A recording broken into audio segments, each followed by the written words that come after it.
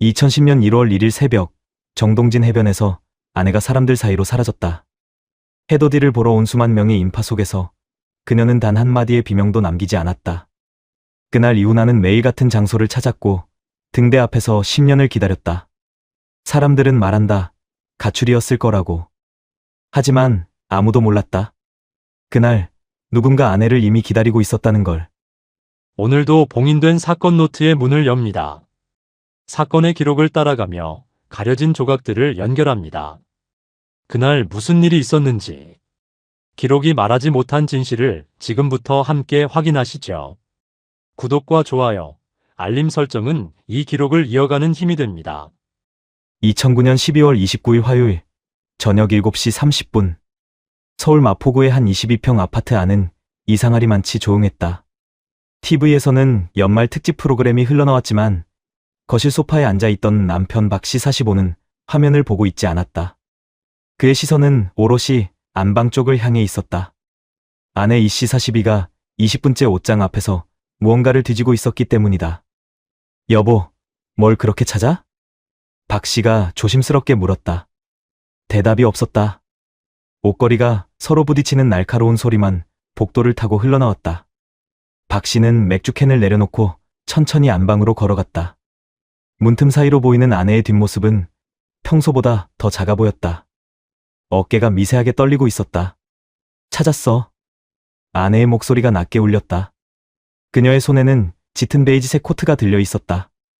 옷장 제일 안쪽 여름옷들 뒤편에 처박혀 있던 그 코트는 10년은 좋게 된 듯 보였다. 울과 캐시미어가 섞인 천은 이미 군데군데 보풀이 일어 있었고 깃부분은 색이 바래 누르스맸다. 그게 뭐야? 박씨가 눈을 가늘게 떴다. 분명 본 적 있는 코트였다. 하지만 언제 샀는지 왜 있는지 기억이 나지 않았다. 우리 결혼 10주년 때 입었던 거야. 기억 안 나? 아내가 코트를 가슴에 꼭 껴안으며 미소 지었다. 하지만 그 미소는 어딘가 공허했다. 마치 억지로 웃음의 형태를 만들어낸 것 같았다. 아, 그때 박씨는 겨우 기억을 더듬었다.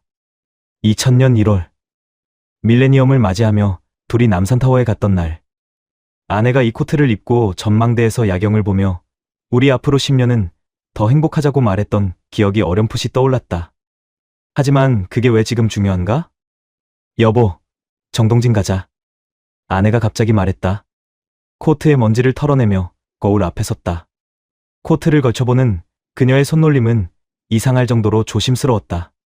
마치 깨지기 쉬운 유물을 다루는 것처럼. 정동진? 갑자기 왜? 해돋이 보러.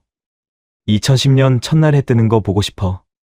거기 이맘때면 사람 엄청 많잖아. 추운데 뭐하러? 꼭 가야 해. 아내의 목소리가 단호해졌다.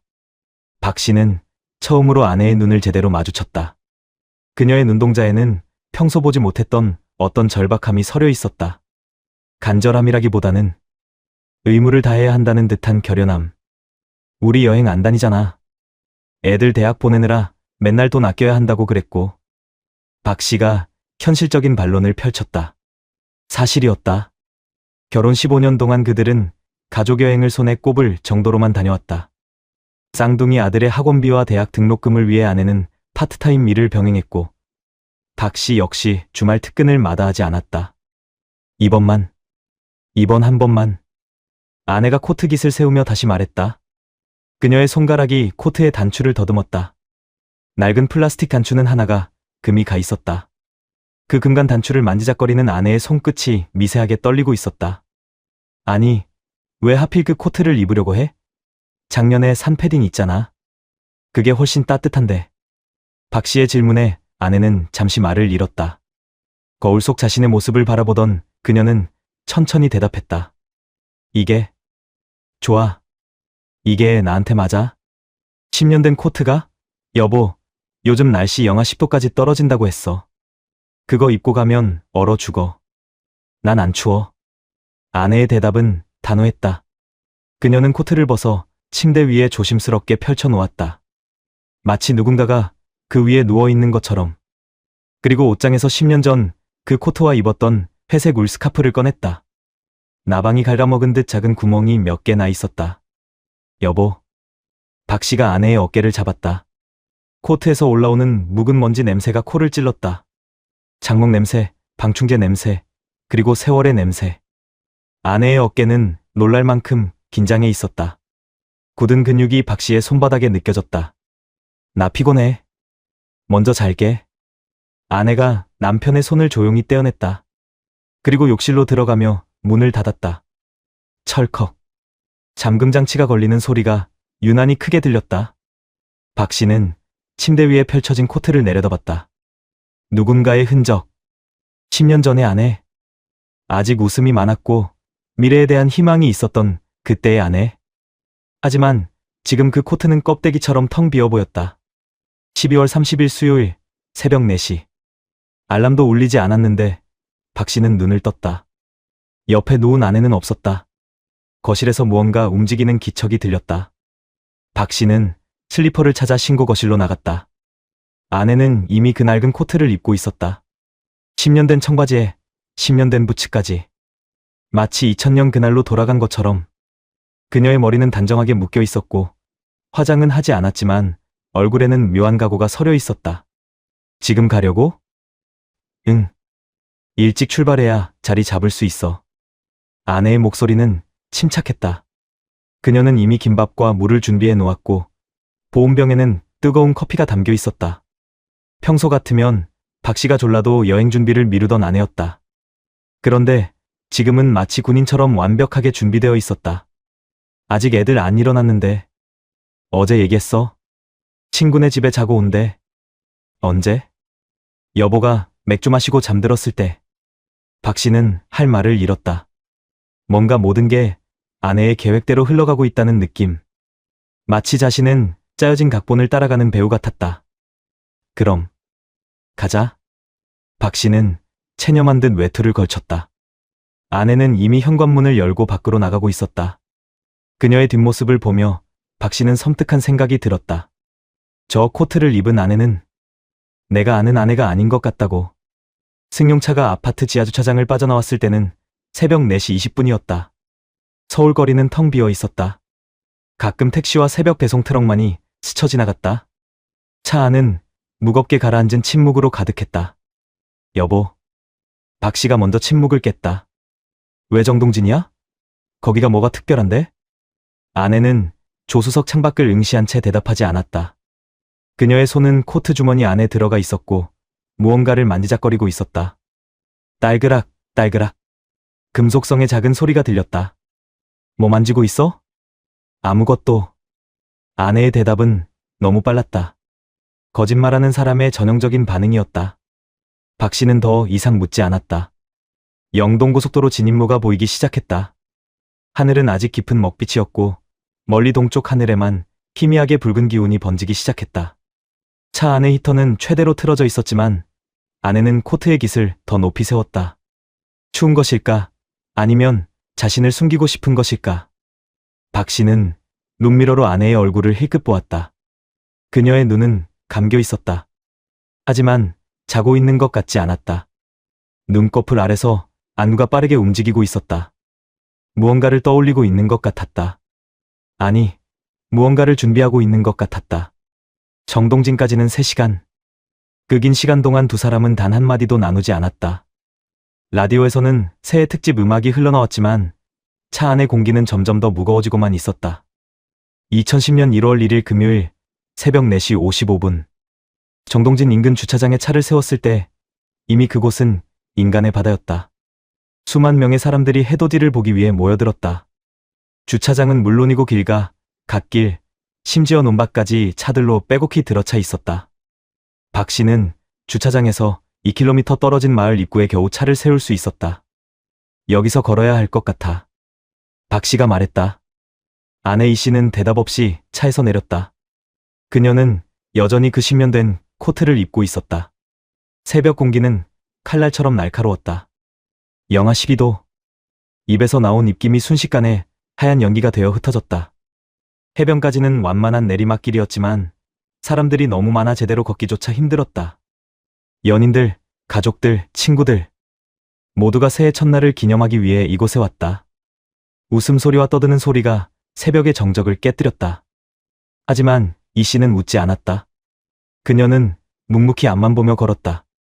마치 정해진 목적지를 향해 걸어가는 사람처럼. 손잡고 가자. 사람 많아서 잃어버리겠어. 박 씨가 아내의 손을 잡으려 했다. 하지만 아내는 손을 주머니에서 빼지 않았다. 여전히 주머니 안에서 무언가를 만지작거리고 있었다. 딸그락, 딸그락. 금속 소리가 코트 천을 통해 희미하게 들렸다. 괜찮아. 난 안 잃어버려.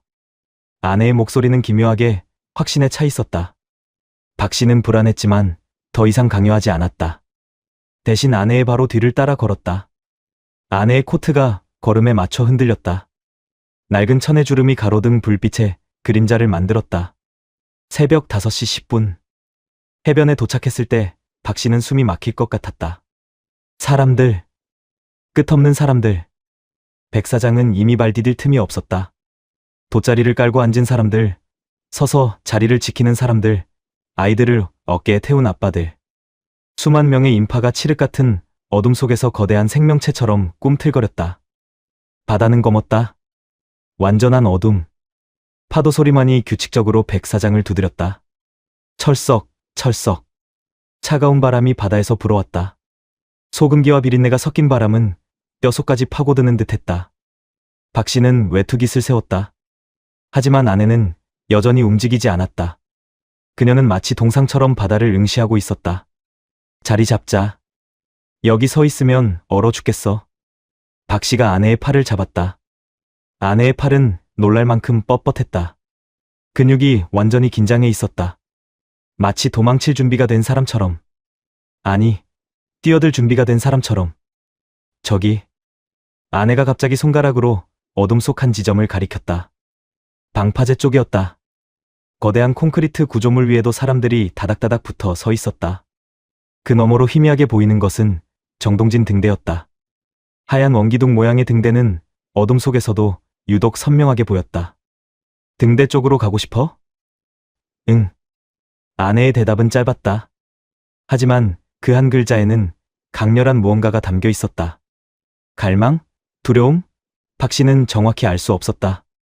두 사람은 인파를 헤치며 방파제 쪽으로 이동했다. 사람들과 부딪혔다. 누군가 박 씨의 발을 밟았고 누군가는 거친 욕설을 내뱉었다. 이 인파는 마치 살아있는 벽 같았다. 뚫고 지나가기 힘든 인간의 장벽. 박 씨는 아내를 놓칠까봐 필사적으로 그녀의 코트 자락을 붙잡았다. 여보, 천천히. 하지만 아내는 듣지 않았다. 그녀는 마치 최면에 걸린 사람처럼 등대를 향해 걸어갔다. 사람들을 밀치고 비집고 때로는 거의 기어가다시피 하며 앞으로 나아갔다. 박 씨는 그런 아내를 처음 봤다. 평소 소극적이고 조용했던 아내가 지금은 마치 전쟁터의 병사처럼 앞으로만 돌진하고 있었다. 새벽 5시 25분. 방파제 입구에 도착했을 때 아내는 거칠게 숨을 몰아쉬었다. 코트는 땀에 젖어 있었고 그녀의 얼굴은 창백했다. 하지만 눈빛만은 이상하리만치 또렷했다. 초점이 있었다. 무언가를 정확히 보고 있었다. 여보, 잠깐만. 숨 좀 돌리고. 난 괜찮아. 아내가 주머니에서 손을 꺼냈다. 그리고 박 씨의 손을 잡았다. 아내의 손은 얼음장처럼 차가웠다. 손가락에는 거의 온기가 없었다. 박 씨는 깜짝 놀라 아내의 손을 꼭 쥐었다. 손이 왜 이렇게 차가워? 장갑은? 안 가져왔어. 왜 안 가져와? 박 씨의 목소리가 높아졌다. 하지만 주변의 소음 때문에 그의 목소리는 쉽게 묻혀버렸다. 사람들은 점점 더 들뜨기 시작했다. 동쪽 하늘이 조금씩 밝아지고 있었다. 수평선은 여전히 보이지 않았지만 하늘과 바다의 경계가 희미하게 구분되기 시작했다. 곧 해 뜬대요. 누군가 소리쳤다.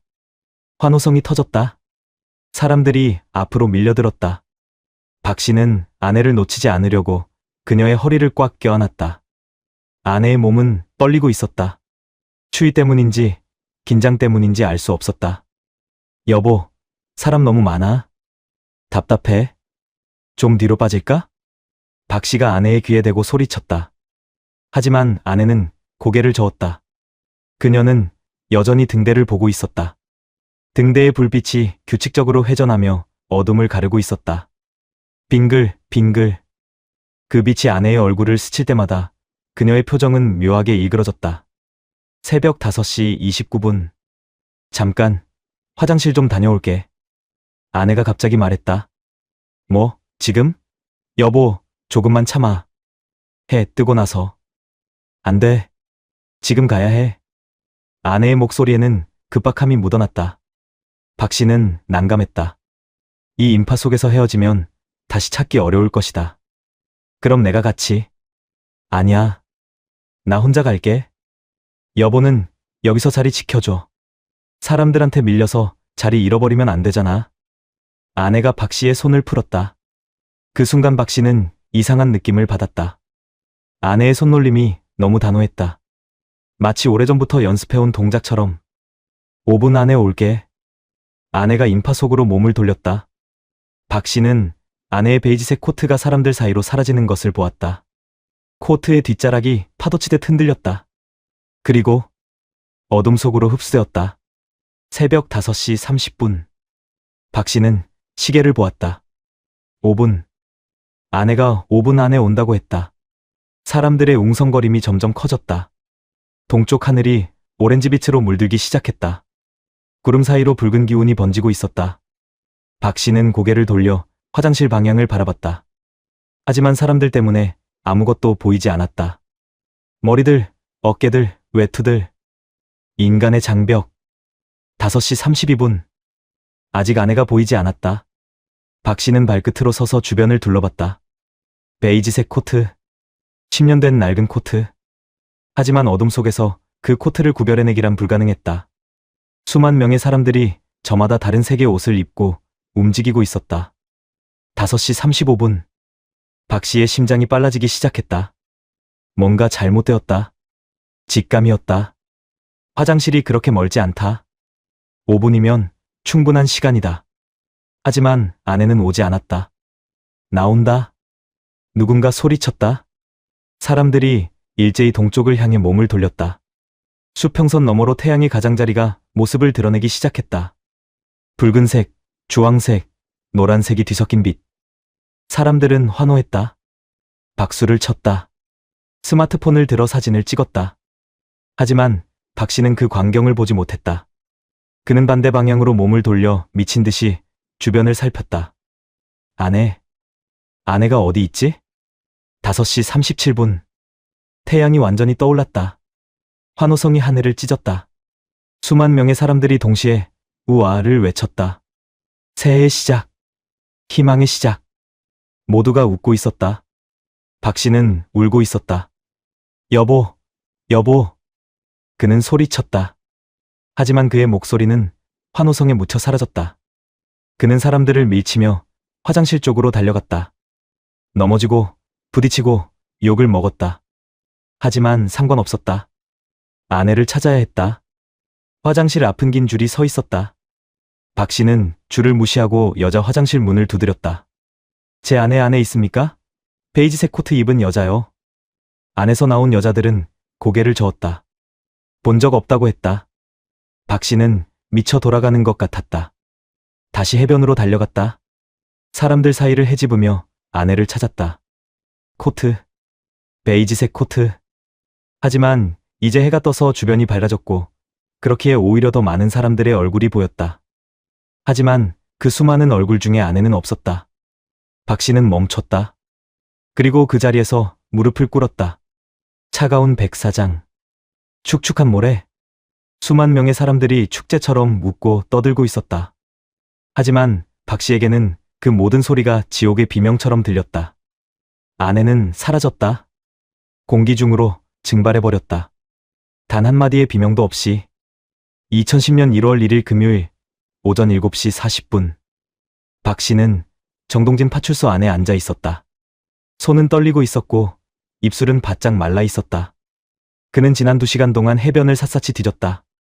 화장실, 매점, 방파제, 등대 주변, 심지어 주차장까지. 하지만 아내는 어디에도 없었다. 마치 공기 중으로 녹아 사라진 것처럼. 부인이 휴대폰은 가지고 계셨나요? 경찰관이 물었다. 젊은 순경이었다. 20대 후반으로 보였다. 그는 신고서를 작성하면서 기계적으로 질문을 던졌다. 그럴 거예요. 확인은 못했지만 박 씨의 목소리가 떨렸다. 사실 그는 아내가 휴대폰을 가지고 있는지조차 확인하지 못했다. 새벽부터 서둘러 출발했고 아내는 말이 없었고 그는 아무것도 묻지 않았다. 부인 번호로 전화는 해보셨고요? 안 받습니다. 계속 꺼져 있어요. 박 씨가 자신의 휴대폰을 꺼내 보였다. 발신 기록에는 아내의 번호가 47번이나 찍혀 있었다. 모두 연결되지 않았다는 표시였다. 경찰관은 잠시 펜을 멈추고 박 씨를 바라봤다. 그의 눈빛에는 묘한 것이 섞여 있었다. 동정? 아니면 회의? 부부싸움 같은 건 없으셨어요? 네. 출발하기 전에 말다툼이라든지 불화 같은 거 있었냐는 겁니다.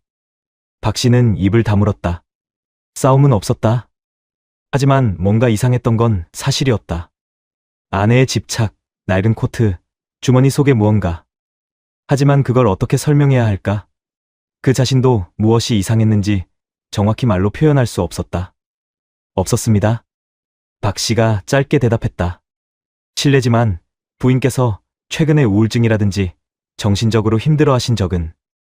아닙니다. 박 씨의 목소리가 높아졌다. 주변의 다른 경찰관들이 고개를 돌려 그를 쳐다봤다. 박 씨는 주먹을 쥐었다.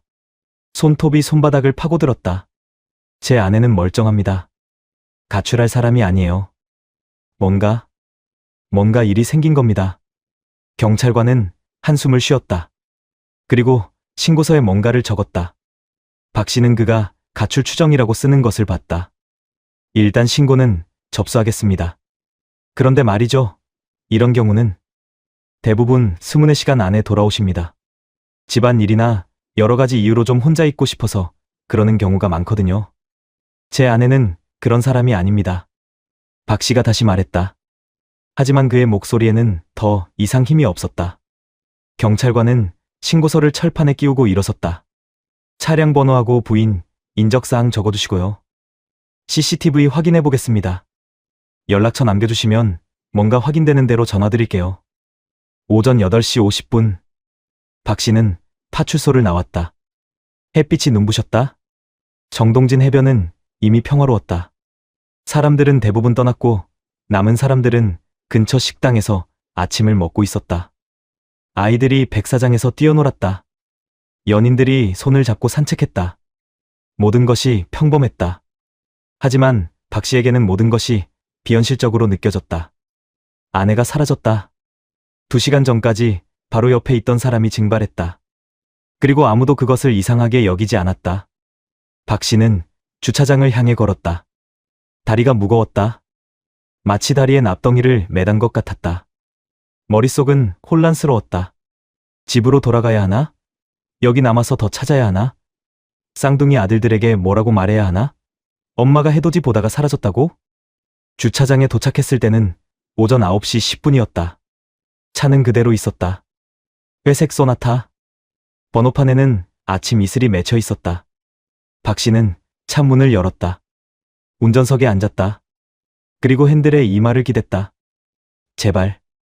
그가 중얼거렸다. 제발 꿈이었으면. 하지만 차 안의 냉기는 너무나 현실적이었다. 히터를 끄고 나온 지 5시간. 차 안은 냉장고처럼 차가웠다. 박 씨는 시동을 걸었다. 엔진이 걸리는 소리가 고요한 주차장에 울려 퍼졌다. 조수석을 보았다. 아내가 앉았던 자리. 시트에는 아무것도 없었다. 그는 뒷좌석을 확인했다. 김밥 도시락과 보온병이 그대로 있었다. 먹지 않은 음식. 마시지 않은 커피. 박 씨는 조수석 앞 서랍을 열었다. 휴지, 물티슈, 차량 등록증. 평범한 것들. 그는 서랍을 닫으려다 멈췄다. 뭔가? 발밑에 무언가 있었다. 조수석 밑. 박 씨는 몸을 숙여 손을 뻗었다. 손끝에 뭔가 차갑고 단단한 것이 닿았다. 그는 그것을 꺼냈다. 작은 나무 상자였다. 가로 15cm, 세로 10cm 정도. 오래된 소나무로 만든 듯 보였다. 표면은 닳아서 반질반질했고 모서리는 깎여 있었다. 뚜껑에는 작은 노쇠 걸쇠가 달려 있었다. 잠금 장치는 없었다. 박 씨는 그 상자를 본 적이 없었다. 자신의 차에 이런 상자가 있었다는 것도 몰랐다. 그는 상자를 들어 올렸다. 무게가 있었다. 안에 뭔가 들어 있었다. 손이 떨렸다. 심장이 빠르게 뛰었다. 박 씨는 걸쇠를 열었다. 삐걱. 낡은 금속이 마찰하는 소리가 났다. 뚜껑을 열었다. 그 안에는 3가지가 들어 있었다. 첫 번째, 휴대폰. 아내의 휴대폰이었다. 은색 폴더폰. 박 씨는 그것을 집어 들었다. 화면은 꺼져 있었다. 그는 폴더를 열었다. 배터리가 빠져 있었다. 배터리를 다시 끼우고 전원 버튼을 눌렀다. 부팅 음악이 흘러나왔다. 화면에 불이 들어왔다. 부재중 전화 연건. 문자 메시지 연건. 박 씨는 통화 기록을 확인했다. 마지막 통화는 12월 30일 오후 11시. 아들에게 전화한 기록이었다. 그 이후로는 아무것도 없었다. 두 번째, 지갑. 검은색 가죽 지갑. 박 씨가 아내 생일에 선물한 것이었다. 그는 지갑을 열었다. 신분증이 있었다. 이 씨의 사진이 박힌 주민등록증. 카드 3장. 현금 8만 원. 모든 것이 그대로 있었다. 박 씨의 손이 멈췄다. 휴대폰과 지갑. 아내는 이 2가지를 차에 두고 갔다는 뜻이었다. 아니, 두고 간 게 아니라 의도적으로 남겨두었다는 뜻이었다. 왜? 박 씨가 중얼거렸다. 휴대폰도 없이, 지갑도 없이 어디를 간다는 것인가? 신분증도 없이? 돈도 없이? 그리고 3번째, 상자 바닥에 남은 마지막 물건. 열쇠 하나. 박 씨는 그것을 집어 들었다. 낡은 구식 열쇠였다. 노쇠로 만든 것 같았다. 표면은 녹슬어 있었고 손잡이 부분에는 무언가 각인이 되어 있었다.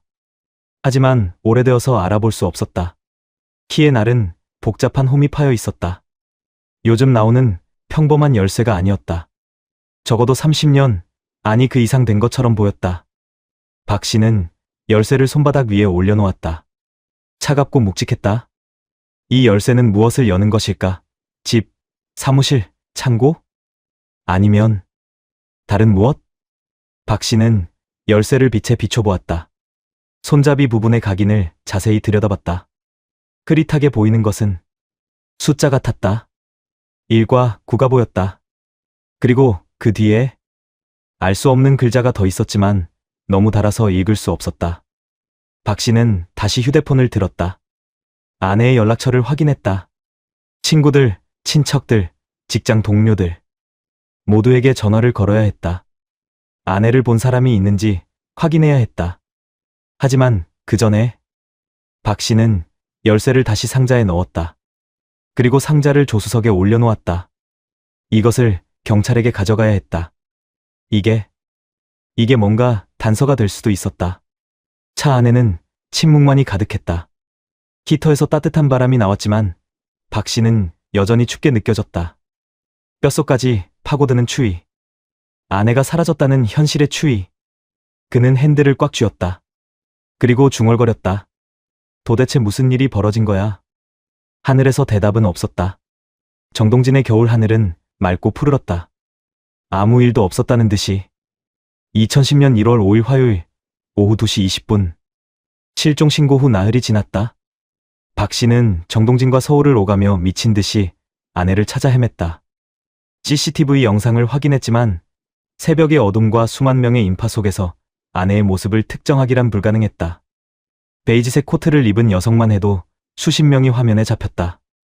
그들 중 누가 이 씨인지 구별할 수 없었다. 강릉 동부경찰서 형사과. 박 씨는 낡은 플라스틱 의자에 앉아 있었다. 형광등 불빛은 차갑고 하했다. 담당 형사 김 형사 38가 서류 뭉치를 들고 들어왔다. 그의 얼굴에는 피로가 역력했다.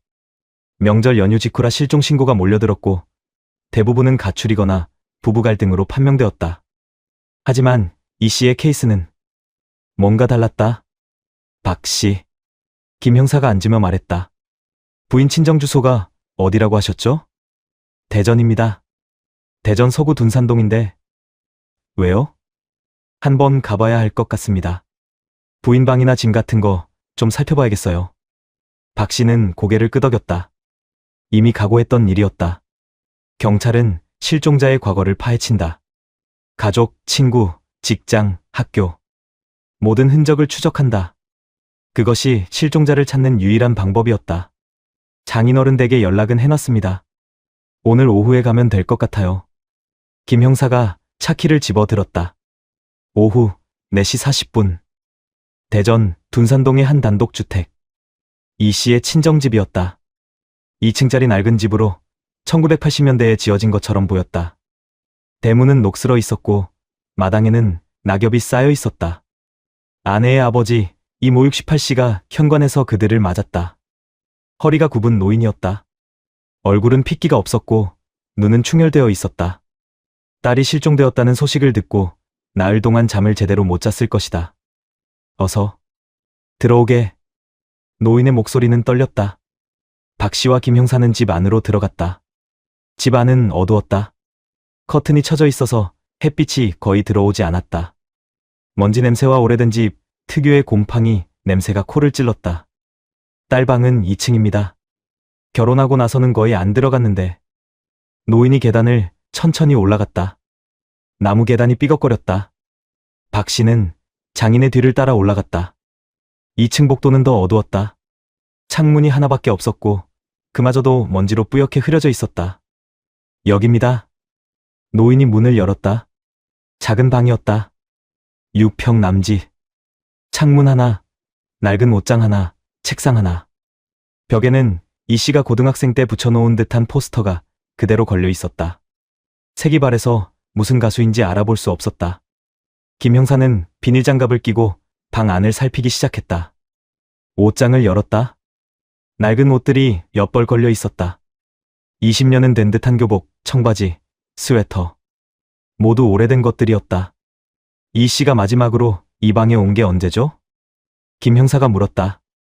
한 3년 전? 명절 때 왔었나? 노인이 기억을 더듬었다. 박 씨는 방 한가운데 서 있었다. 아내의 소녀 시절. 그는 아내의 과거에 대해 많이 알지 못했다. 결혼 전의 이야기는 거의 하지 않았다. 박 씨도 깊이 묻지 않았다. 중요한 건 현재라고 생각했으니까. 장인어른, 창고나 다락 같은데 혹시 부인 짐 보관해둔 거 없나요? 김 형사가 물었다. 아, 창고에 상자 몇 개 있긴 합니다. 딸이 결혼할 때 가져가지 않은 것들을. 그거 좀 봐도 될까요? 그러시죠. 오후 5시 10분. 창고는 집 뒤편에 있었다. 작은 컨테이너 크기의 공간이었다. 문을 열자 묵은 먼지가 휘날렸다. 기침이 나왔다. 김 형사가 손전등을 켰다. 불빛이 어둠을 가르자 낡은 물건들이 드러났다. 상자들, 고철 더미, 오래된 자전거, 깨진 선풍기. 버리지 못한 추억들이 뒤엉켜 있었다. 그 안쪽 구석에 판지 상자 3개가 쌓여 있었다. 저겁니다. 딸 물건들. 노인이 가리켰다.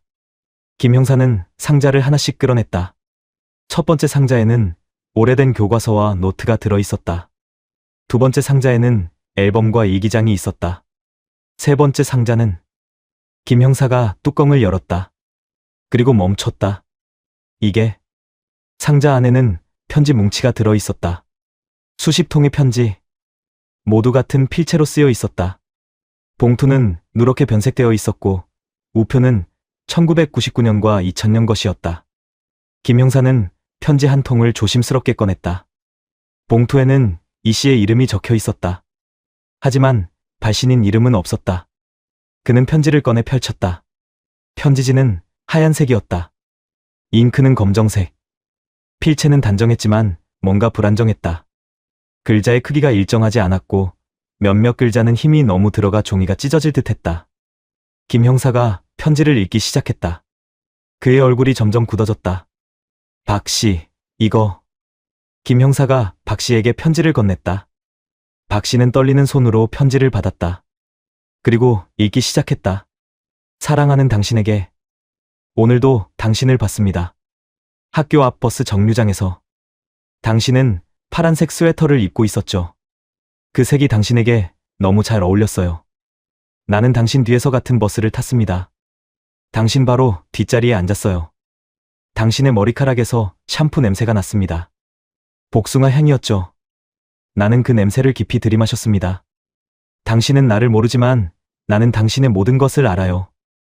당신이 좋아하는 음악, 당신이 자주 가는 카페, 당신이 즐겨 읽는 책.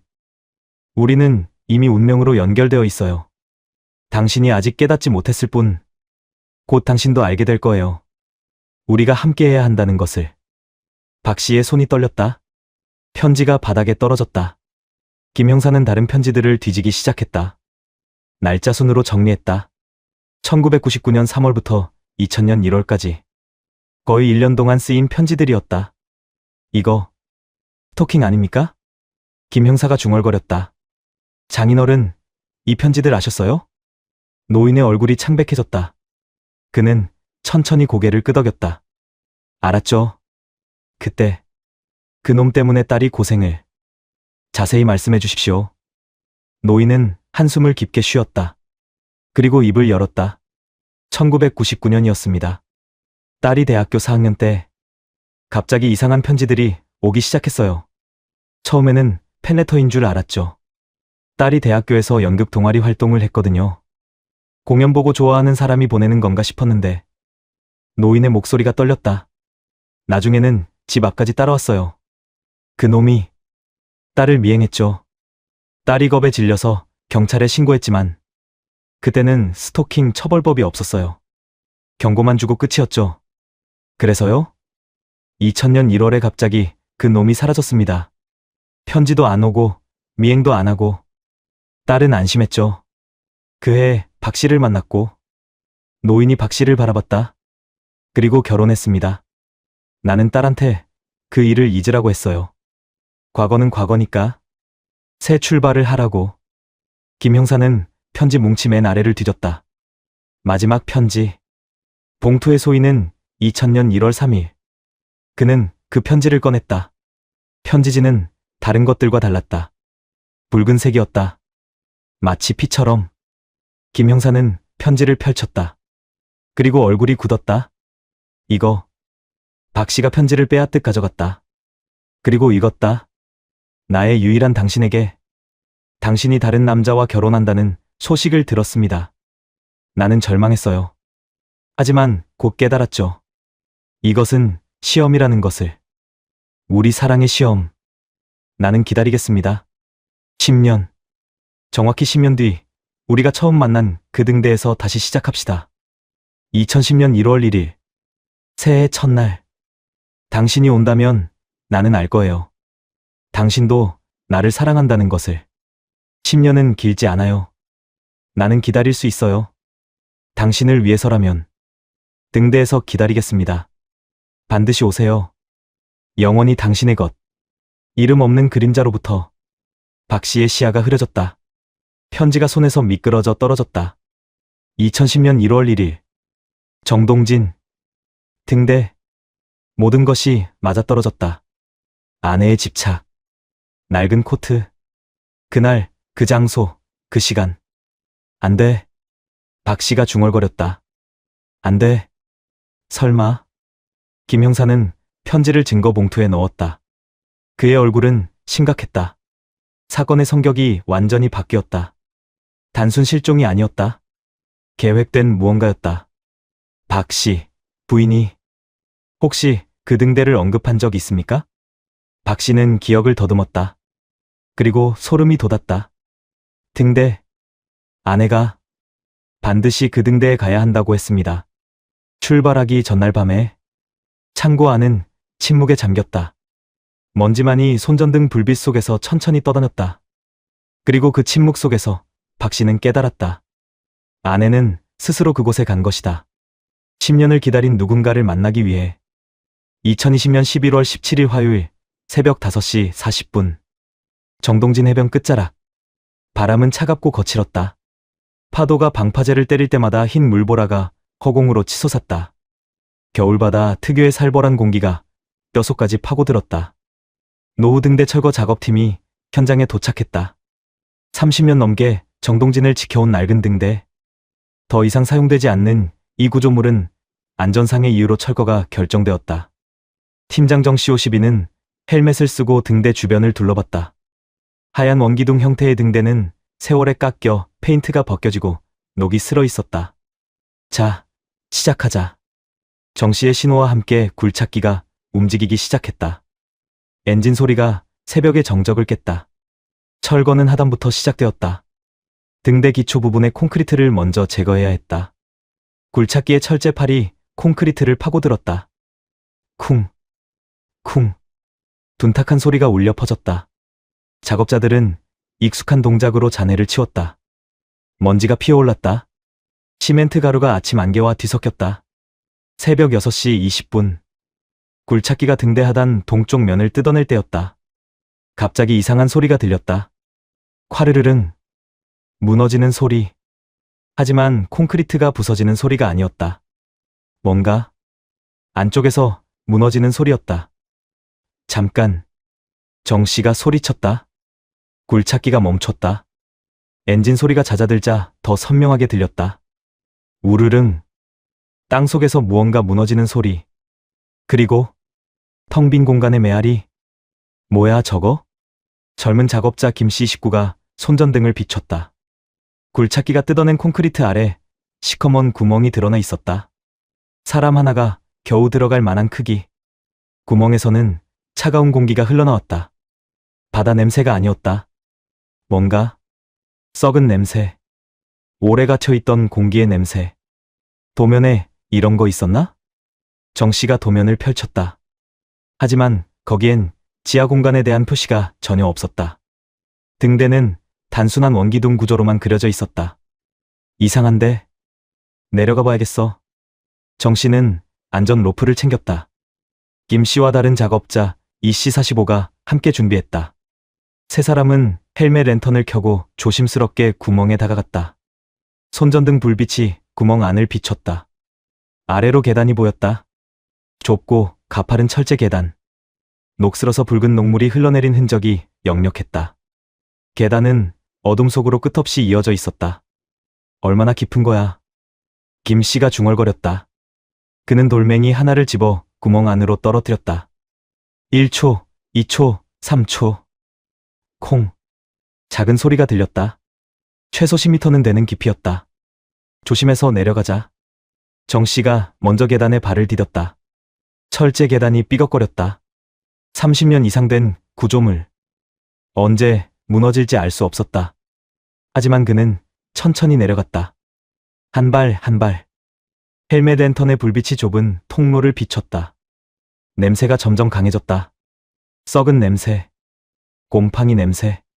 그리고 뭔가 더 역겨운 냄새. 인간의 채취, 아니, 그보다 더 독한 무언가. 계단을 20개쯤 내려갔을 때 정 씨의 발이 바닥에 닿았다. 평평한 콘크리트 바닥. 그는 주변을 둘러봤다. 좁은 공간이었다. 가로 2m, 세로 3m 남짓. 천장은 낮아서 허리를 약간 굽혀야 했다. 여기 방이야. 정 씨가 중얼거렸다. 헬멧 랜턴의 불빛이 공간을 훑었다. 그리고 멈췄다. 바닥에 뭔가 있었다. 천 뭉치. 아니, 옷. 정 씨는 조심스럽게 다가갔다. 손전등을 더 가까이 가져갔다. 베이지색 코트. 오래되어 색이 바래고 군데군데 곰팡이가 핀 코트. 그는 코트를 집어 들었다. 무거웠다. 습기를 머금어서. 이게 뭐야? 김 씨가 뒤따라 내려와 말했다. 정 씨는 코트를 펼쳤다. 여성용이었다. 사이즈 55점, 그리고 주머니에서 무언가 떨어졌다. 딸그락. 바닥에 떨어진 것은 작은 금속 조각이었다. 정 씨는 그것을 집어 들었다. 단추. 플라스틱 단추. 금이가 있었다. 이 옷. 엄청 오래된 것 같은데. 이 씨가 벽을 만지며 말했다.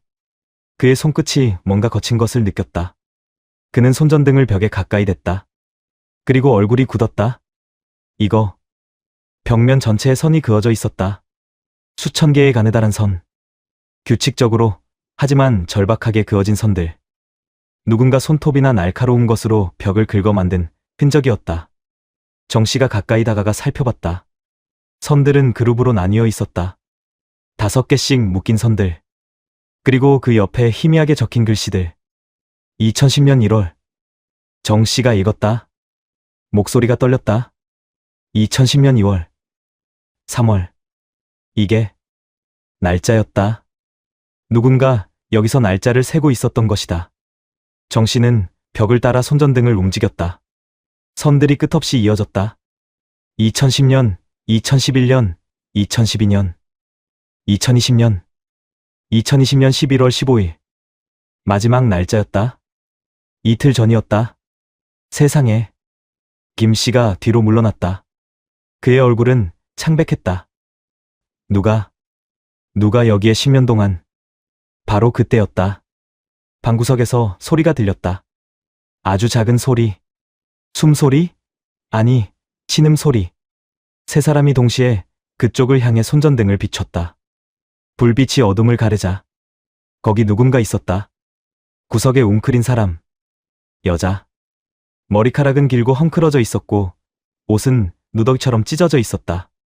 얼굴은 보이지 않았다. 그녀는 벽을 향해 앉아 있었고 두 손으로 머리를 감싸고 있었다. 저기, 괜찮으세요? 정 씨가 조심스럽게 물었다. 대답이 없었다. 여자는 미동도 하지 않았다. 마치 동상처럼. 정 씨는 천천히 다가갔다. 한 발 한 발. 그의 심장이 빠르게 뛰었다. 손이 떨렸다. 그는 여자의 어깨에 손을 뻗었다. 그 순간 여자가 움직였다. 갑자기 고개를 돌렸다. 정 씨는 비명을 지를 뻔했다. 얼굴. 하지만 사람의 얼굴이 아닌 것 같았다. 창백하고 눈은 충혈되어 있었고 입술은 갈라져 피가 말라붙어 있었다. 머리카락은 희끗희끗했다. 40대가 아니라 60대처럼 보였다. 여자는 정 씨를 바라봤다. 하지만 초점이 없었다. 마치 멀리 있는 무언가를 보는 것 같았다. 그리고 떨리는 목소리로 물었다. 지금 했었나요? 목소리는 가늘고 쉬어 있었다. 10년 동안 제대로 말을 하지 못한 사람의 목소리. 네, 했었습니다. 정 씨가 대답했다. 여자는 천천히 고개를 끄덕였다. 그리고 울기 시작했다. 소리 없이 눈물만 주르르 흘러내렸다. 구조 요청해. 정 씨가 위쪽을 향해 소리쳤다. 김 씨가 재빨리 계단을 올라갔다. 이 씨는 여자에게 다가가 자신의 외투를 벗어 덮어주었다. 괜찮습니다. 이제 괜찮아요. 하지만 여자는 갑자기 발작하듯 몸을 떨기 시작했다. 그녀는 벽을 가리켰다. 떨리는 손가락. 정 씨와 이 씨는 그녀가 가리키는 곳을 봤다. 벽면. 날짜들이 적힌 곳 위쪽. 거기에 글씨가 있었다. 삐뚤삐뚤하고 불안정한 필체. 같은 문장이 수십 번 반복되어 있었다. 그가 위에서 보고 있어. 그가 위에서 보고 있어. 그가 위에서 보고 있어. 정 씨는 천천히 고개를 들었다. 천장. 낮은 콘크리트 천장 너머. 등대. 그 위쪽. 그 순간 등 뒤에서 오싹한 느낌이 들었다. 누군가 자신을 보고 있다는 느낌. 정 씨는 재빨리 계단을 올라갔다. 지상으로 나왔다. 햇빛이 눈부셨다. 그는 등대를 올려다봤다. 꼭대기. 전등실. 유리창 너머로. 뭔가 움직이는 것 같았다. 그림자? 아니면 착각? 바람이 불었다. 차갑고 날카로운 바람. 정 씨는 온몸에 소름이 돋았다. 10년. 그녀는 10년 동안 저 밑에 갇혀 있었다. 그리고 누군가 위에서 지켜보고 있었다. 2020년 11월 17일 화요일 오전 8시 50분. 구급차가 정동진 해변에 도착했다. 10년 만에 빛을 본 여자. 이 씨는 들것에 실려 올라왔다. 그녀의 몸무게는 38kg. 정상 체중의 절반도 안 되었다. 피부는 햇빛을 보지 못해 병적으로 창백했고 눈은 빛에 적응하지 못해 계속 감고 있었다. 눈을 가려주세요. 빛이 너무 아파할 겁니다. 응급구조사가 검은 천으로 그녀의 눈을 가렸다. 이 씨는 신음했다. 하지만 저항하지 않았다. 마치 모든 것을 포기한 사람처럼. 강릉경찰서 과학수사팀이 현장에 도착한 것은 오전 9시 20분이었다. 팀장 한경위 42는 방호복을 입고 지하 밀실로 내려갔다. 손전등과 카메라를 챙겼다. 증거를 수집해야 했다. 계단을 내려가자 악취가 코를 찔렀다. 10년 동안 누적된 인간의 배설물 냄새, 곰팡이 냄새, 썩은 음식 냄새. 한경위는 마스크를 2겹 착용했지만 소용없었다. 구역질이 올라왔다. 밀실 바닥은 지저분했다. 여기저기 오물이 말라붙어 있었고 구석에는 플라스틱 통이 놓여 있었다. 화장실 대용으로 사용한 것 같았다. 벽면은 온통 긁힌 자국과 글씨로 뒤덮여 있었다. 한경위는 체계적으로 증거를 수집하기 시작했다. 사진 촬영, 위치 측정, 샘플 채취. 그러다 방 한쪽 구석에서 뭔가를 발견했다. 작은 상자. 플라스틱 상자였다. 투명한 케이스 안에 얇은 공책들이 쌓여 있었다. 한경위는 비닐장갑을 낀 손으로 조심스럽게 상자를 열었다. 공책 5권. 모두 학생용 공책이었다. 표지는 물에 젖었다 마른 흔적이 있었고 모서리는 헤어져 있었다. 첫 번째 공책 표지에는 이렇게 적혀 있었다. 은영의 일기 -2010. 한경위는 공책을 펼쳤다. 첫 페이지. 날짜는 2010년 1월 1일. 필체는 떨리고 있었다. 잉크는 번져 있었다. 눈물이 떨어진 자국이었다. 2010년 1월 1일. 해가 떴다. 하지만 나는 보지 못했다. 그 사람이 날 이곳으로 데려왔다. 등대 밑. 어둡고 좁은 방. 나는 비명을 질렀다. 하지만 아무도 듣지 못했다. 위에서는 수만 명이 환호하고 있었다. 남편을 찾아야 한다. 여기서 나가야 한다. 제발. 한경위는 다음 페이지를 넘겼다. 2010년 1월 3일. 그 사람이 음식을 가져왔다. 김밥과 물. 나는 먹지 않았다. 하지만 목이 너무 말랐다. 결국 물을 마셨다. 그는 나에게 말했다. 밖은 위험해. 여기가 안전해. 나는 대답하지 않았다. 그냥 물었다. 페이지를 계속 넘겼다. 날짜가 이어졌다.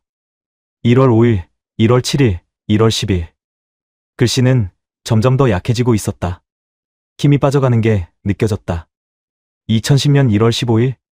그 사람이 신문을 보여줬다. 북한이 남침했다고 한다. 서울이 불타고 있다고. 사진도 있었다. 불타는 건물들. 피난 가는 사람들. 거짓말이겠지. 하지만 만약 진짜라면? 남편은 안전할까? 아이들은? 한경위는 멈췄다. 북한 남침? 2010년에 그런 일은 없었다. 거짓 정보였다. 범인이 피해자를 세뇌하기 위해 만든 가짜 뉴스. 다음 페이지. 2010년 2월 1일. 한 달이 지났다. 그 사람 말로는 전쟁이 계속되고 있다고 한다. 정부가 피난 갔고 서울은 완전히 점령되었다고. 나는 혼란스럽다.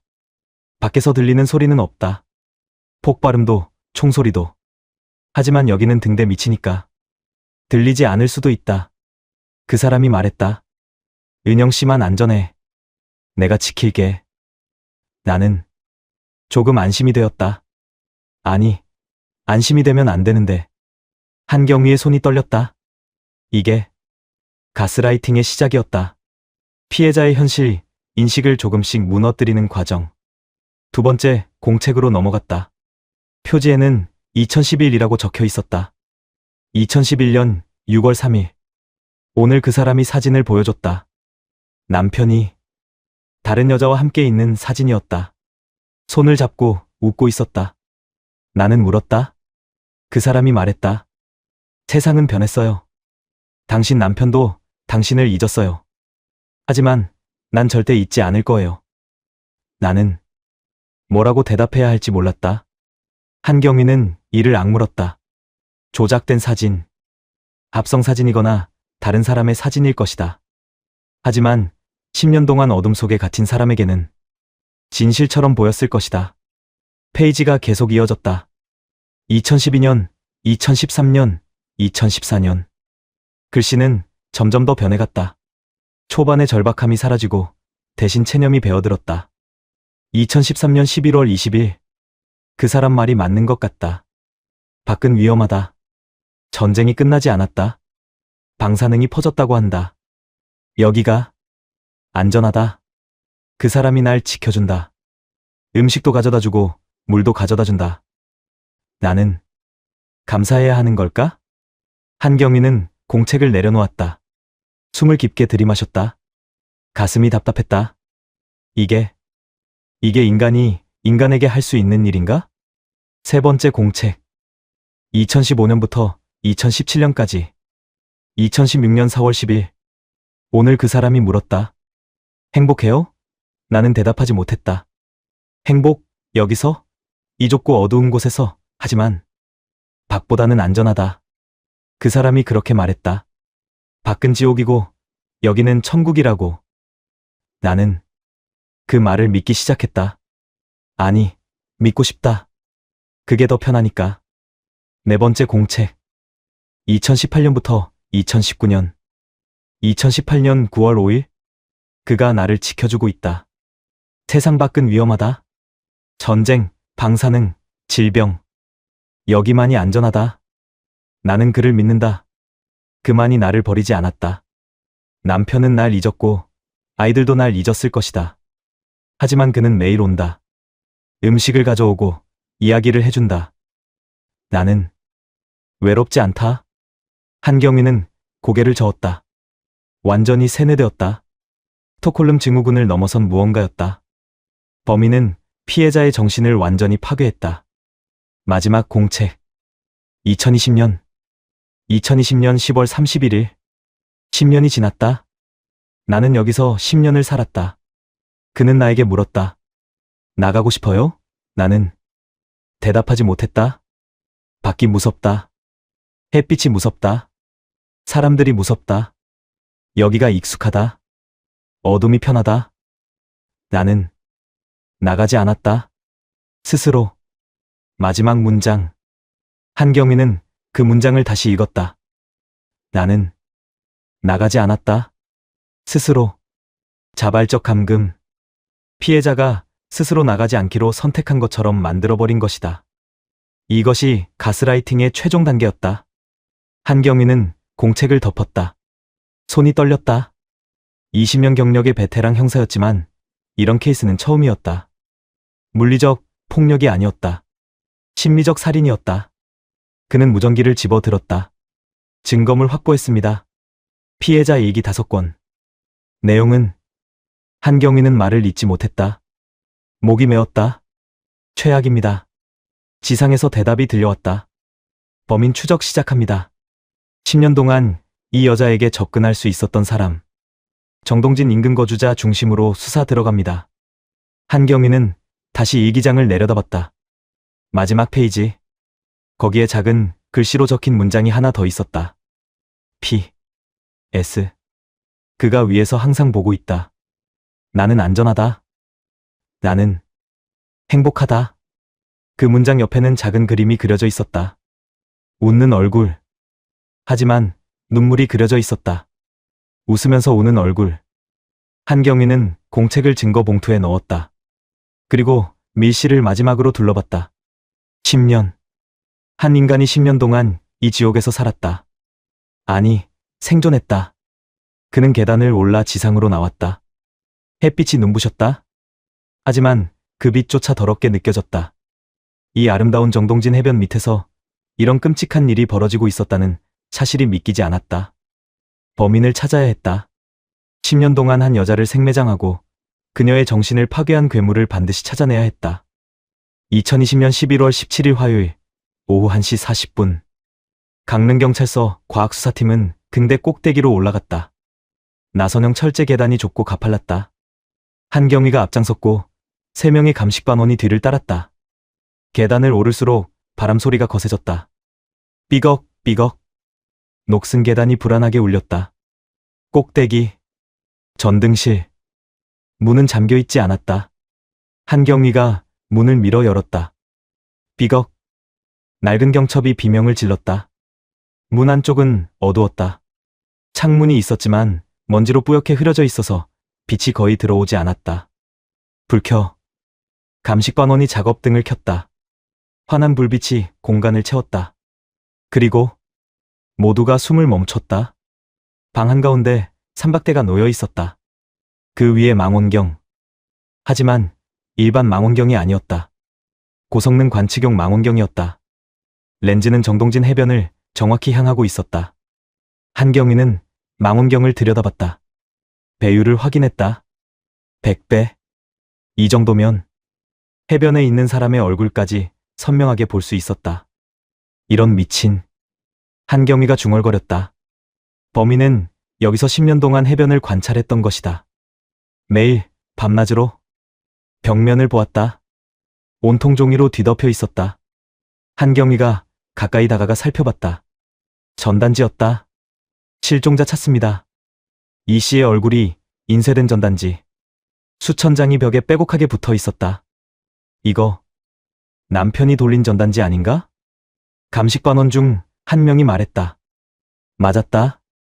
박 씨가 10년 동안 정동진 일대에 붙이고 돌린 전단지들이었다. 범인은 그것들을 모두 수집했다. 하나도 빠짐없이. 한경위는 책상을 살폈다. 낡은 나무 책상 위에 노트북이 놓여 있었다. 전원을 켰다. 부팅 소리가 울렸다. 화면이 켜졌다. 바탕화면에는 폴더 하나. 이름은 은영. 한경위는 폴더를 클릭했다. 수천 개의 파일이 나타났다. 모두 사진과 동영상이었다. 그는 첫 번째 파일을 열었다. 사진이 떴다. 이 씨의 사진이었다. 1999년으로 추정되는 사진. 대학교 캠퍼스에서 찍은 것 같았다. 이 씨는 친구들과 웃고 있었다. 하지만 이 사진은 누가 찍었을까? 각도가 이상했다. 멀리서 몰래 찍은 것처럼 보였다. 다음 사진. 또 이 씨. 버스 안에서 책을 읽고 있었다. 그 다음 카페에서 커피를 마시고 있었다. 수백 장의 사진. 모두 몰카였다. 1999년부터 2000년까지 이 씨의 일상을 추적한 기록이었다. 그리고 동영상. 한경위는 최근 파일을 클릭했다. 2020년 11월 15일. 이틀 전. 영상이 재생되었다. 정동진 해변이 보였다. 낮. 사람들이 걷고 있었다. 그리고 한 남자가 보였다. 박 씨였다. 이 씨의 남편. 그는 해변을 천천히 걷고 있었다. 손에는 전단지 뭉치가 들려 있었다. 영상은 계속 이어졌다. 박 씨는 등대 앞에 멈춰 섰다. 그리고 무릎을 꿇었다. 고개를 숙였다. 어깨가 떨렸다. 울고 있었다. 한경위는 영상을 멈췄다. 주먹을 쥐었다. 손톱이 손바닥을 파고들었다. 이 새끼가. 욕설이 튀어나왔다. 범인은 이 모든 것을 지켜봤다. 남편의 고통을. 매일 10년 동안 흔적 찾아. 지문, 머리카락, 뭐든지. 감식반원들이 움직이기 시작했다. 한경위는 노트북을 증거물로 압수했다. 그리고 무전기를 들었다. 지휘부. 한경위입니다. 범인 프로파일링 가능합니다. 말씀하세요. 30대 후반에서 60대 남성. 정동진에 오래 거주했을 가능성 높음. 이 씨와 1999년경 접촉이 있었을 것으로 추정. 그리고 한경위는 창문 밖을 내려다봤다. 정동진 해변이 한눈에 보였다. 사람들, 가게들, 주차장. 매일 이 등대에 접근할 수 있는 사람입니다. 등대 관리인이거나 인근 거주자거나. 알겠습니다. 주민 명단 확인하겠습니다. 오후 3시 20분. 수사팀은 정동진 일대 거주자 명단을 확인했다. 60대 남성. 1999년부터 거주. 조건에 맞는 사람은 12명이었다. 그중 한 명이 눈에 띄었다. 최모입 12씨. 정동진 해변 입구에서 15년째 슈퍼마켓을 운영 중. 전과 없음. 독거. 미혼. 한경위는 최 씨에 대한 탐문을 시작했다. 인근 주민들을 인터뷰했다. 최 씨요? 참 좋은 분이죠. 성실하고 친절하고. 60대의 여성 주민의 증언이었다. 밤늦게까지 가게 열어놔요. 동네 사람들한테 외상도 잘해주고. 다른 주민도 같은 말을 했다. 법 없이도 살 사람이에요. 그 양반. 하지만 한경위는 직감했다. 너무 완벽했다. 너무 착한 사람. 그런 사람은 없다. 최 씨가 실종 사건 당시에도 여기 살았나요? 네, 그럼요. 그때도 가게 하고 있었죠. 그 남편분한테 엄청 친절하게 대해줬어요. 매일 정동진 오잖아요. 그 양반이. 아내 찾으러.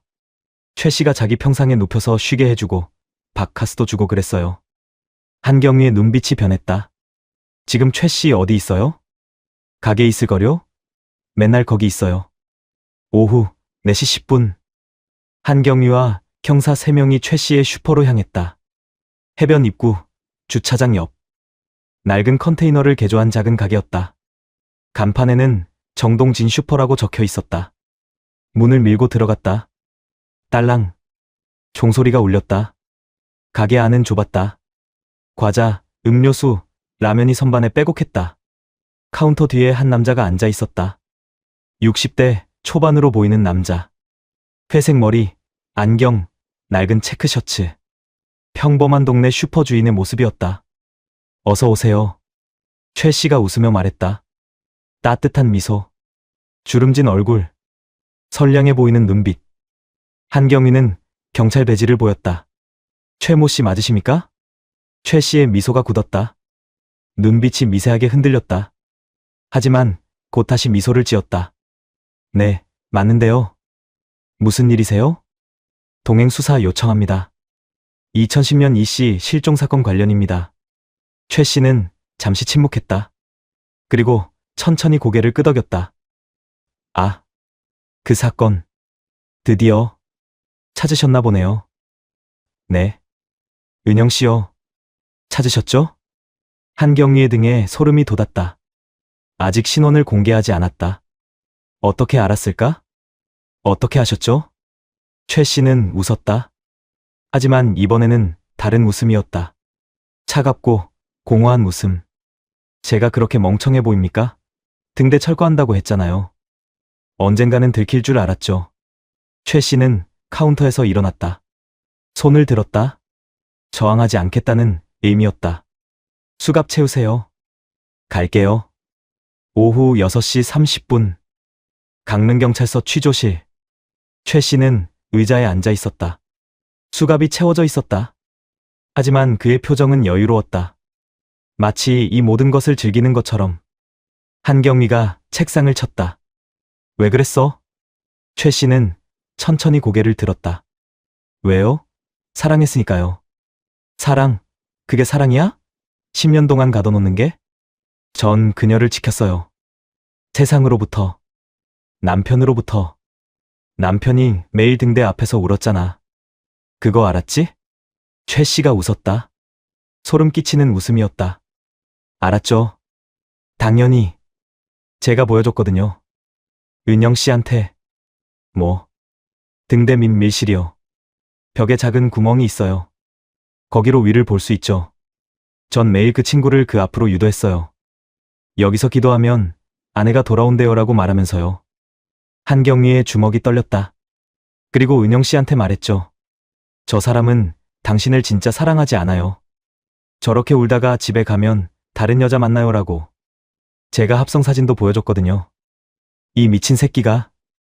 그게 제 하루 중 가장 즐거운 쉬었어요. 남편은 위에서 울고 아내는 밑에서 절망하고 전 그 둘 사이에서 행복했죠. 한경위는 더 이상 참을 수 없었다. 그는 취조실을 나왔다.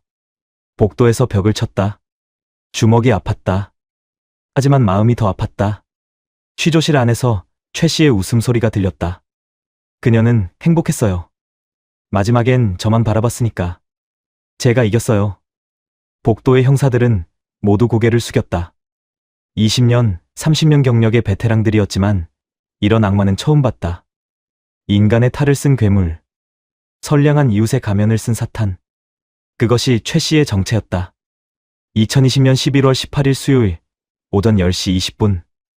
강릉 아산병원 정신과 병동 4층 격리 병실.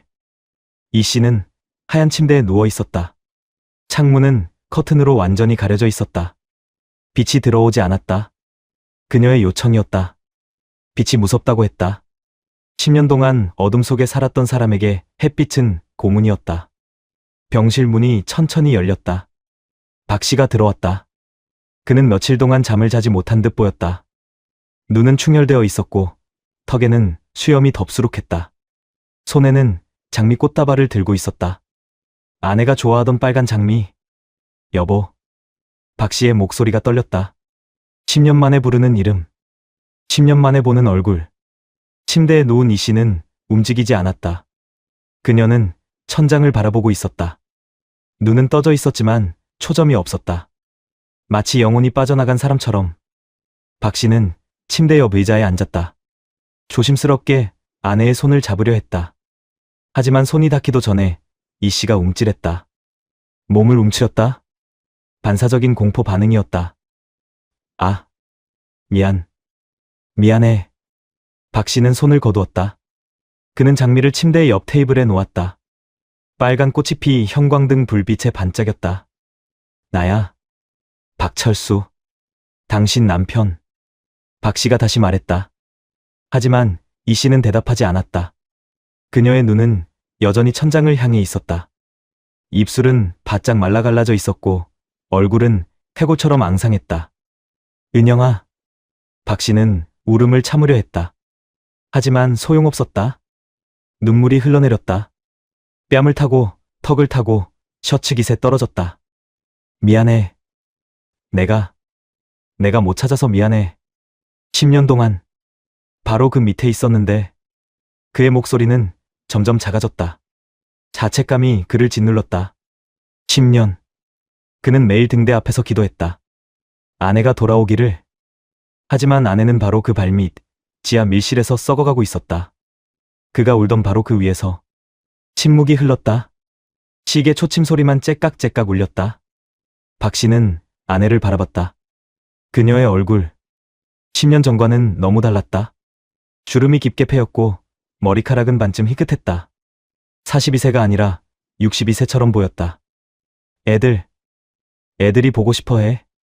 준호하고 준석이. 엄마 보고 싶대. 박 씨가 말했다. 쌍둥이 아들들. 이제 26세가 된 청년들. 그들은 어머니를 기억하지 못했다. 16세에 잃어버린 어머니. 희미한 기억만 남아 있었다. 나중에 괜찮으면 만나줄 수 있을까? 애들. 갑자기 이 씨의 입술이 움직였다. 첫 마디였다. 목소리는 쉬어 있었다. 거의 속삭임에 가까웠다. 박 씨는 몸을 앞으로 기울였다. 응, 준호하고 준석이. 우리 애들. 기억나? 애들은 없어요. 이 씨가 말했다. 그녀의 눈이 천천히 박 씨를 향했다. 처음으로 그를 직접 쳐다봤다. 하지만 그 눈빛에는 인식이 없었다. 마치 낯선 사람을 보는 것 같았다. 결혼 안 했어요. 애들 없어요. 거짓말하지 마세요. 이 씨의 목소리에 공포가 섞였다. 그녀는 몸을 일으켰다. 침대 모서리로 몸을 밀었다. 박 씨에게서 최대한 멀어지려는 듯. 여보, 나야. 우리 결혼했잖아. 15년 전에. 2000년에. 아니에요. 이 씨가 소리쳤다. 그녀의 목소리는 날카로웠다. 히스테리에 가까웠다. 당신은 다른 여자랑 결혼했어요. 사진 봤어요. 웃고 있었어요. 행복해 보였어요. 박 씨는 얼어붙었다. 최 씨가 보여준 거짓 사진. 조작된 증거. 10년 동안 그녀의 머릿속에 심어진 거짓. 그건 거짓말이야. 최 씨가 만든 거야. 나는 당신만 기다렸어. 10년 동안. 단 하루도 빠짐없이. 거짓말. 이 씨가 머리를 감싸쥐었다. 그녀는 흔들렸다. 앞뒤로, 좌우로. 자신을 달래는 듯한 움직임이었다. 거짓말. 다 거짓말. 병실 문이 열렸다. 간호사와 정신과 의사가 뛰어들어왔다. 모니터에서 경보음이 울렸다. 이 씨의 심박수가 급격히 올라간 것이다. 박 씨, 나가세요. 지금은 안 됩니다. 의사가 단호하게 말했다. 하지만 지금 환자 상태가 매우 불안정합니다. PTSD에 해리 증상까지. 당장 진정제를 투여해야 합니다. 간호사가 주사기를 준비했다. 박 씨는 물러났다. 하지만 문 앞에서 멈췄다. 아내를 마지막으로 한 번 더 봤다. 이 씨는 침대 구석에 웅크린 채 중얼거리고 있었다. 안전해. 여기가 안전해. 그 사람이 지켜줘. 밖은 위험해. 박 씨는 문을 닫았다. 복도로 나왔다. 다리에 힘이 풀렸다. 벽에 기대 주저앉았다. 10년을 기다렸다. 하지만 돌아온 것은 아내의 껍데기뿐이었다. 오후 2시 40분. 강릉경찰서. 한경위의 사무실. 수사는 마무리 단계에 접어들었다. 최 씨는 모든 혐의를 자백했다. 감금, 폭행, 협박. 최소 무기징역은 확정이었다. 하지만 뭔가 찝찝했다. 한경위는 다시 증거 자료를 펼쳤다. 등대 전등실에서 발견된 물품 목록. 망원경, 노트북, 전단지, 그리고 이게 뭐지? 한경위는 사진 한 장을 집어들었다. 전등실 구석에서 발견된 물건. 작은 가방. 여행용 크로스백. 이거 감식 나왔나? 그는 감식반에 전화를 걸었다. 저번에 등대에서 가져온 가방 있잖아요.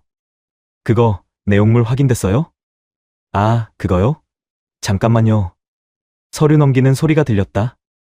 여기 있네요. 가방 안에 옷 몇 벌, 세면도구, 그리고 신분증 하나 나왔습니다. 신분증? 네. 여자 신분증인데 이름이 김정희. 1975년생. 근데 이상한 게 뭐가? 이 사람 2005년에 정동진에서 실종 신고된 사람이에요. 미제 사건으로 남아있는. 한경위의 손이 멈췄다. 전화기를 떨어뜨릴 뻔했다. 뭐라고요? 2005년. 15년 전. 김정희 씨, 당시 30세. 정동진 여행 왔다가 실종됐다고 되어 있네요. 한경위는 재빨리 컴퓨터를 켰다. 실종자 데이터베이스를 검색했다. 김정희. 2005년 7월 15일 실종. 사진이 떴다. 30대 여성. 긴 생머리, 미소 짓는 얼굴. 이 사람, 최 씨가? 한경위는 재빨리 구치소에 전화를 걸었다. 최 씨와 긴급 면담을 요청했다. 오후 4시 10분. 구치소 면회실. 최 씨는 주황색 수감복을 입고 있었다. 여전히 그 역겨운 미소를 띠고 있었다. 김정희. 이 사람 알아요? 한경위가 사진을 내밀었다. 최 씨는 사진을 봤다. 그리고 웃었다. 아, 정희 씨. 오랜만이네요. 어디 있어요? 지금 어디 있어? 최 씨는 천천히 고개를 저었다. 모르겠는데요. 제가 알아야 할 이유가 있나요? 이 사람도 당신이 가뒀어? 가뒀다니. 그렇게 나쁘게 표현하지 마세요. 전 그냥 보호했을 뿐이에요. 한경위는 책상을 쳤다. 15년 전이야. 이 씨보다 5년 전이잖아. 도대체 몇 명을? 글쎄요. 기억이 잘 안 나는데. 최 씨가 어깨를 으쓱했다. 한경위는 뒤로 물러났다. 온몸에 소름이 돋았다. 이 씨만이 아니었다. 더 있었다. 더 많은 피해자가 있을 수 있었다. 같은 시각. 병원 4층. 이 씨는 간신히 진정제로 진정되었다. 담당 정신과 의사 유 박사 45가 조심스럽게 면담을 시작했다. 은영 씨, 괜찮으세요? 이 씨는 천천히 고개를 끄덕였다. 눈은 여전히 초점이 없었다. 제가 몇 가지 여쭤봐도 될까요? 천천히 대답하셔도 돼요. 네. 10년 동안 밑에 계셨죠? 혼자 계셨어요? 이 씨는 잠시 침묵했다. 그리고 고개를 저었다. 아니요. 유 박사의 펜이 멈췄다. 누가 또 있었어요? 소리가 들렸어요. 무슨 소리요? 위에서, 등대 위에서. 누가 걸어다니는 소리. 매일 밤, 발소리. 이 씨의 목소리가 떨렸다. 그 사람은 밑에 있었어요. 나랑. 하지만 위에도 누가 있었어요. 최 씨 말하는 거예요? 아니요. 이 씨가 고개를 저었다. 격렬하게. 다른 사람. 여자. 여자 목소리 들었어요. 밤마다. 우는 소리. 비명 소리. 유 박사는 숨을 멈췄다. 어디서요? 이 씨는 천장을 가리켰다. 떨리는 손가락. 등대 위. 제일 꼭대기. 지금도 있을 것 같아요? 이 씨는 천천히 고개를 끄덕였다. 그리고 속삭였다. 아직 한 명이 더 있어요. 등대 위를 보세요. 유 박사는 재빨리 밖으로 나갔다. 간호사에게 경찰에 연락하라고 지시했다. 같은 날 오후 5시 30분. 수사팀이 다시 등대로 향했다. 해는 지고 있었다. 하늘은 붉게 물들었다. 정동진 바다는 검게 변하고 있었다. 전등실. 한경위는 다시 그 공간을 샅샅이 뒤졌다. 하지만 아무것도 없었다. 다른 공간도 없었다. 위에 뭐가 더 있어? 한경위가 중얼거렸다. 전등실이 최상층이었다. 더 위는 없었다. 하지만 천장을 보았을 때 그는 뭔가를 발견했다. 작은 해치. 천장에 숨겨진 작은 문. 오늘의 사건, 당신은 어떻게 보셨습니까? 사건의 기록을 따라가며 가려진 조각들을 연결합니다. 그날 무슨 일이 있었는지. 구독과 좋아요, 알림 설정은 이 기록을 이어가는 힘이 됩니다. 구독과 좋아요 꼭 눌러주세요. 잊혀진 이름들, 사라진 진실, 그날의 흔적들. 봉인된 사건 노트에서 흔적을 찾아드리겠습니다. 지금까지 봉인된 사건 노트였습니다. 시청해주셔서 감사합니다.